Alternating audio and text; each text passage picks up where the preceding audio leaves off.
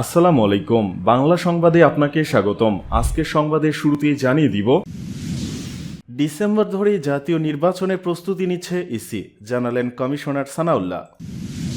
সাগররুনি হত্যা, হাতে এসেছে তথ্য, মুখ খুলছেন আসামিরা।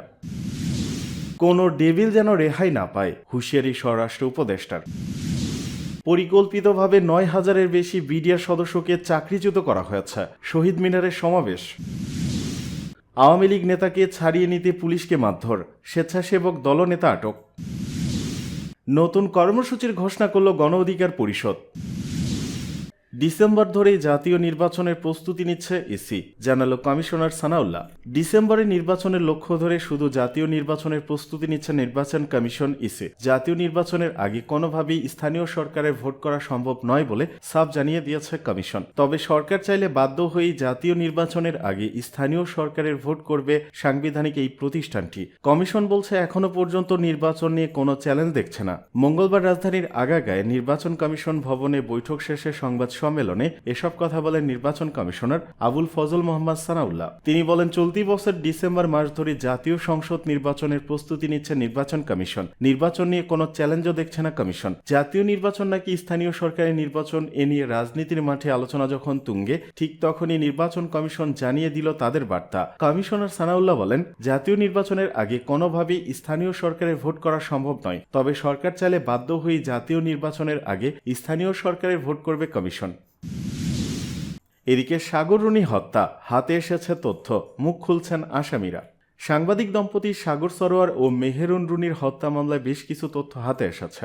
আসামিরা মুখ খুলেছেন বলে জানিয়েছেন তাদের আইনজীবী শিশির মনির। এই মামলার তদন্ত শেখ হাসিনা সরকারের উচ্চ পর্যায়ের ব্যক্তিরা বাধাগ্রস্ত করেছে, যার কারণে ১৩ বছর পার হলেও তদন্ত প্রতিবেদন আলোর মুখ দেখেনি বলে মন্তব্য করেছেন তিনি। আজ মঙ্গলবার সুপ্রিম কোর্টের এনএক্স ভবনের সামনে সাংবাদিকদের কাছে তিনি এসব কথা বলেন। এ সময় মামলার বাদী নওশের রোমান, সাগররুনির ছেলে মাহির সরোয়ার মেঘ উপস্থিত ছিলেন। আইনজীবী শিশির মনির বলেন, ঊর্ধ্বতন কর্তৃপক্ষের যোগাযোগের বিষয়ে মুখ খুলেছেন জেলে থাকা আসামিরা। অতীতে তদন্ত প্রক্রিয়ায় আইনিভাবে চলতে বাধাগ্রস্ত করা হয়েছে। দ্রুতই হাইকোর্টে দাখিল হবে তদন্ত রিপোর্ট। বর্তমান সরকার আসার পর হাইকোর্টের একটি বেঞ্চ মামলাটি তদন্তের জন্য উচ্চ পর্যায়ের টাস্কফোর্স গঠন করেছে। আগামী ৪ এপ্রিলের মধ্যে তাদের তদন্ত প্রতিবেদন আদালতে দাখিলের কথা রয়েছে।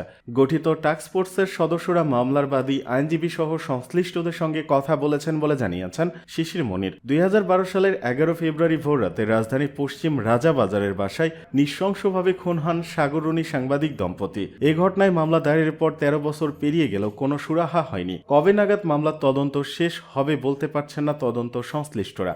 বিভিন্ন সময় পুলিশ, ডিবি, র্যাবের হাত ঘুরে এখন মামলার তদন্তভার পেয়েছে পিবিআই। কোনো ডেভিল যেন রেহাই না পায়, হুঁশিয়ারি স্বরাষ্ট্র উপদেষ্টার। স্বরাষ্ট্র উপদেষ্টা লেফটেন্যান্ট জেনারেল অবসরপ্রাপ্ত মোহাম্মদ জাহাঙ্গীর আলম চৌধুরী বলেছেন, প্রত্যেক অপরাধীকে আইনের আওতায় আনতে চাই, তাদের বিচার নিশ্চিত করতে চাই। আইন প্রয়োগকারী সংস্থাগুলোর হাত থেকে কোনো ডেভিল যেন রেহাই না পায়। আমরা কোনো অপরাধীকে রাস্তায়, বাজারে, মাঠে, ময়দানে, রাজপথে দেখতে চাই না। মঙ্গলবার সকালে রাজাবাজারে দেশের বিদ্যমান পরিস্থিতিতে আইন প্রয়োগ বিষয়ে এক কর্মশালায় মতবিনিময় অনুষ্ঠানে তিনি এসব কথা বলেন। তিনি বলেন, ফ্যাসিবাদ বিদায় নিয়েছে, কিন্তু তাদের দোসররা দেশে বিদেশে সরকারের বিরুদ্ধে নানা রকমের ষড়যন্ত্র চালিয়ে যাচ্ছে। বর্তমান সরকারের অন্যতম লক্ষ্য জনগণের জানমালের নিরাপত্তা নিশ্চিত করা। ফ্যাসিবাদ ও তাদের দোসর, দুষ্কৃতিকারী, নৈরাজ্য সৃষ্টিকারী ও সন্ত্রাসীদের আইনের আওতায় এনে দৃষ্টান্তমূলক শাস্তি নিশ্চিত করা। স্বরাষ্ট্র উপদেষ্টা বলেন, দেশে অস্থিরতা সৃষ্টির অপতৎপরতাকারী এবং তাদের সহযোগীদের আইনের আওতায় আনতে অপারেশন ডেভিল হান্ট পরিচালনা করা হচ্ছে। পরিকল্পিতভাবে ৯,০০০-এর বেশি বিডিআর সদস্যকে চাকরিচ্যুত করা হয়, শহীদ মিনারের সমাবেশ। বিগত আওয়ামী লীগ সরকার বিডিআর হত্যাকাণ্ডকে বিদ্রোহ হিসেবে দেখিয়ে পরিকল্পিতভাবে বাহিনীটির ৯,০০০-এর বেশি সদস্যকে চাকরিচ্যুত করেছিল। মঙ্গলবার কেন্দ্রীয় শহীদ মিনারে আয়োজিত এক সমাবেশে চাকরিচ্যুত সদস্যরা এই দাবি করেন। বিডিআর কল্যাণ পরিষদ নামে একটি প্ল্যাটফর্মের ব্যানারে জাস্টিস ফর বিডিআর কর্মসূচির অংশ হিসেবে তারা ৬টি দাবিতে সমাবেশ করেন। বিডিআরের চাকরিচ্যুত সদস্যরা সকাল ৯টা থেকে শহীদ মিনারে অবস্থান করছেন। তাদের পরিবারের সদস্যরাও সমাবেশে অংশ নিয়েছেন। তাদের দাবিগুলোর মধ্যে রয়েছে পিলখানার ভেতরে ও বাইরে 18টি বিশেষ আদালত ও অধিনায়কের সামারি কোর্ট গঠন করে যে বিডিআর সদস্যদের চাকরিচ্যুত করা হয়েছে তাদের সবাইকে চাকরিতে পুনর্বহাল এবং তাদের ক্ষতিপূরণ ও রাষ্ট্রীয় সুযোগ সুবিধা নিশ্চিত করতে হবে। এরই মধ্যে হত্যা মামলায় খালাসপ্রাপ্ত এবং সাজা শেষ হওয়া জেলবন্দি বিডিআর সদস্যদের অনতিবিলম্বে মুক্তি দিতে হবে এবং উদ্দেশ্য প্রণোদিত প্রহসনের বিস্ফোরক মামলা বাতিল করতে হবে। পিলখানা হত্যাকাণ্ড নিয়ে গঠিত কমিশন স্বাধীন ও নিরপেক্ষভাবে কাজ করার জন্য প্রজ্ঞাপনে উল্লেখিত ব্যতীত শব্দ ও কার্যপরিধি 2 নম্বর ধারা বাদ দিতে হবে।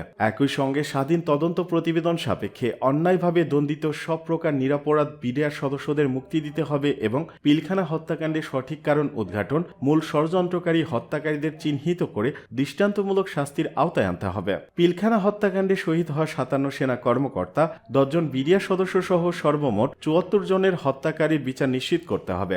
একই সঙ্গে জেলের ভেতর মারা যাওয়া প্রত্যেক বিডিআর সদস্যের মৃত্যুর সঠিক কারণ উন্মোচন করতে হবে। অস্বাভাবিক মৃত্যু হয়ে থাকলে দায়ী সবাইকে বিচারের আওতায় আনতে হবে। এদিকে আওয়ামী লীগ নেতাকে ছাড়িয়ে নিতে পুলিশকে মারধর, স্বেচ্ছাসেবক দলনেতা আটক।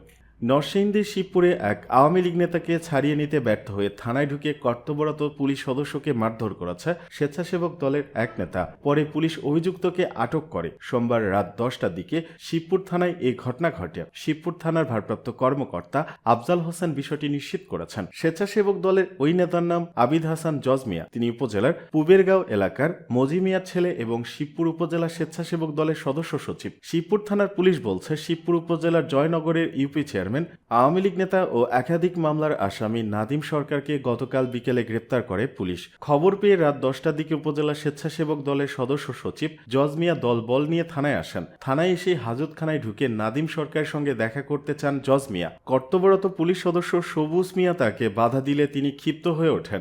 এক পর্যায়ে তিনি সবুজ মিয়াকে মারধর করেন। প্রত্যক্ষদর্শীদের বরাত দিয়ে পুলিশ জানায়, জজ মিয়া পুলিশের উদ্দেশ্যে হুমকি দিয়ে বলেন, এই থানায় চাকরি করতে হলে আমাকে চিনতে হবে, আমার কথা শুনতে হবে, তার না হলে এখানে চাকরি করা যাবে না। তিনি নাদিম সরকারকে ছেড়ে দেওয়ার জন্য চাপ দেন। ছেড়ে না দেয় পুলিশ সদস্যকে মারধর করেন। পরে পুলিশ তাকে ঘটনাস্থলে আটক করে। এই ঘটনায় আহত কনস্টেবল সবুজ মিয়া বাদী হয়ে শিবপুর থানায় মামলা দায়েরের প্রস্তুতি নিচ্ছেন।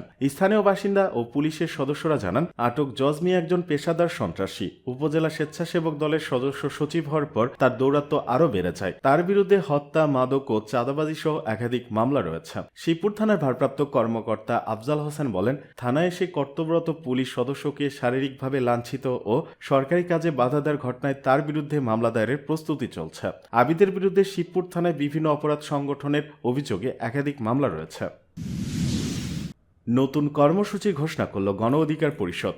গণহত্যার দায়ে আওয়ামী লীগকে নিষিদ্ধ করা, গণহত্যার বিচার ও হত্যাকারীদের গ্রেপ্তারের দাবিতে নানা কর্মসূচির ঘোষণা করেছে গণ অধিকার পরিষদ। মঙ্গলবার দুপুরে গণ অধিকার পরিষদের কেন্দ্রীয় কার্যালয় আল্লাজি কমপ্লেক্সে এক সংবাদ সম্মেলনে নানা কর্মসূচি তুলে ধরেন দলের সাধারণ সম্পাদক মোহাম্মদ রাশেদ খান। এতে দলের পক্ষ থেকে লিখিত বক্তব্যে রাশেদ খান বলেন, আমরা গভীর উদ্বেগের সঙ্গে লক্ষ্য করছি, অন্তর্বর্তী সরকার ক্ষমতা গ্রহণের পর থেকে একের পর এক আন্দোলন সরকারের স্থিতিশীলতার পথে ব্যাঘাত সৃষ্টি করছে। তারই ধারাবাহিকতায় গত 5 ফেব্রুয়ারি দেশের বিভিন্ন স্থানে বুলডোজার দিয়ে ধানমন্ডি 32 সহ সারা দেশের বিভিন্ন জায়গায় বাড়িঘরে ভাঙচুর চালানো হয়েছে।